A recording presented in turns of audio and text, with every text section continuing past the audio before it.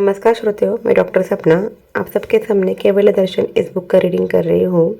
जैसे कि चित्त की अवस्था ये टॉपिक चल रहा है, उसके अंदर चित्त के 5 अवस्था के अंदर के प्रथम 3 अवस्था मूढ़ चित्त, विक्षिप्त चित्त और स्थिर चित्त ऑलरेडी प्रीवियस चैप्टर में कंप्लीट हो चुके हैं। यहाँ पे चित्त का नेक्स्ट है एकाग्रता के ऊपर है।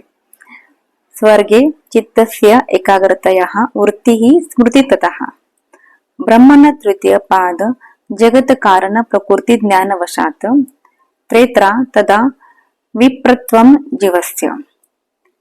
स्वरलोक भूलोक भूवरलोक स्वरलोक भूलोक विक्षिप्त मूड और विक्षिप्त भूवरलोक यानी हमारा ये नेक्स्ट वाला जो था ना क्या बोलते हैं उसको स्थिर।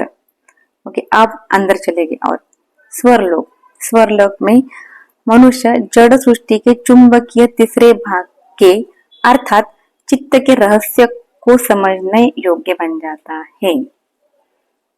इस अवस्था में उसे विप्र लगभग परिपूर्ण कहा जाता है, उसे विप्र भी बोलते हैं। यह मनोअवस्था त्रेता युग में विद्यमान होती है। कलयुग हो गया, द्वापर युग हो गया, अब ये है त्रेता युग। भक्ति युक्त चित्त रहता है इसके अंदर। ओके, निरंतर भक्ति में तल्लीन लीन रहता है ये व्यक्ति। ओके, इसलिए उसको भक्ति युक्त या एकाग्र दोनों भी नाम एक ही है। ठीक है।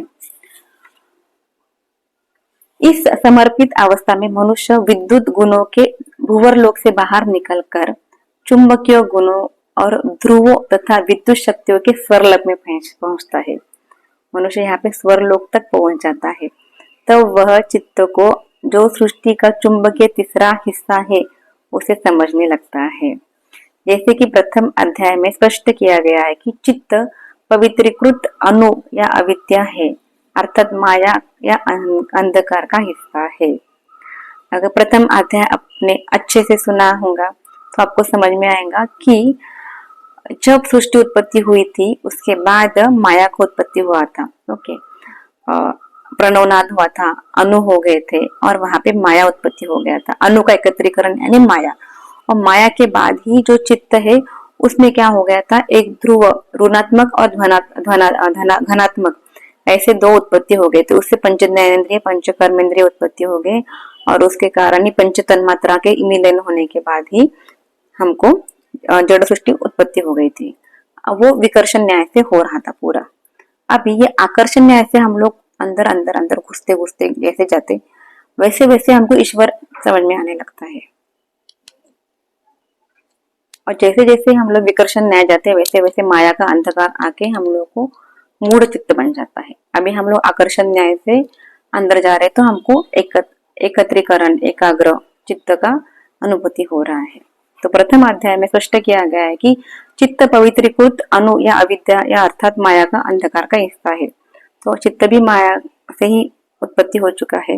मनुष्य जब इस चित्त को समझ लेता है तब वह समस्त अंधकार अर्थात माया को, जिसका चित्त एक हिस्सा है, समझ पाता है। उसे तब पता चलता है कि माया के कारण ही सब उत्पत्ति हो चुकी है। अब उसको माया क्या है पता चलता है तो अंधकार भी नष्ट हो जाएगा। माया के कारण ही अंधकार उत्पत्ति होती है। आकर्षण न्याय के कारण पता चल गया पंच तन्मात्रा क्या है, पंच ज्ञानेन्द्रिय पंच कर्मेंद्रिय से अंदर अंदर घुसते घुसते हमको पता चल गया है कि अब ये सब कुछ माया से बना हुआ है। हर एक व्यक्ति जो हम लोग देख रहे, जो मैं हूँ, जो आप हो, वो भी सब भ्रम है। ये उसको अब पता चलता है और उसी के साथ पूरी सृष्टि का ज्ञान उसे हो जाता है, ब्रह्मांड का ज्ञान उसे प्राप्त हो जाता है। तब मनुष्य को विप्र अर्थात लगभग परिपूर्ण वर्ग कहा जाता है। यहाँ पे हमको बस पता है मगर हमको अनुभूति नहीं है, क्योंकि अभी तक हमारा शायद जो भी मन है या चित्त है वो विक्षिप्त अवस्था के अंदर है। मगर विक्षिप्त अवस्था से भी हम लोग आगे बढ़ा रहे उसको और उसको स्थिर अवस्था में लेके जा रहे हैं। जब स्थिर अवस्था प्राप्त हो जाएगी, जब हमको अनंत सुख अनंत आनंद अंतर्गत एकदम शांति उत्पत्ति हो जाएगी ना, तब ही ये अवस्था है एकाग्र जो अवस्था जो चल रही वो उसके अंदर आ जाती है। और जब किसी भी सौर मंडल में यह मनुष्य सामान्य अवस्था में बनी जाती है तब उस समस्त मंडल को त्रेता युग कहा जाता है।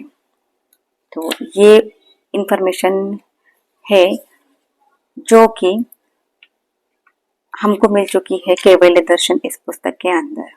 तो नंबर 1 मूड अंधकार युक्त चित्त, जहाँ पे कि माया पूरा ही खेल खेल रही है, वही सच लग रहा है हमको। उसके बाद गति युक्त, इसके अंदर हम लोग ईश्वर को प्राप्ति करने के लिए ढूंढते हैं, इधर उधर घूमते रहते हैं, कभी हंसते कभी रोते, कभी मन को शांति कहाँ मिलती वो उसको तरफ ढूंढने लगते, ध्यान भी बहुत करते इसके अंदर।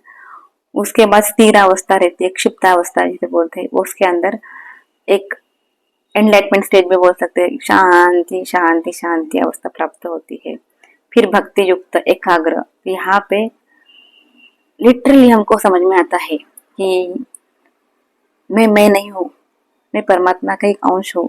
परिपूर्ण अवस्था भी बोलते हैं, वहां पे आत्मा का परमात्मा में विलय हो जाता है और स्वर लोग की प्राप्ति हो जाती है। यहाँ पे त्रेता युग भी कहा जाता है यहाँ पे, और व्यक्ति एकदम अलग ही स्टेज में रहता है। और सब ब्रह्मांड का उत्पत्ति कैसे हो गई, क्या हो गई, वो पुस्तक की नॉलेज नहीं, उसको आंतरिक दिखता है ये सब कुछ चीजें।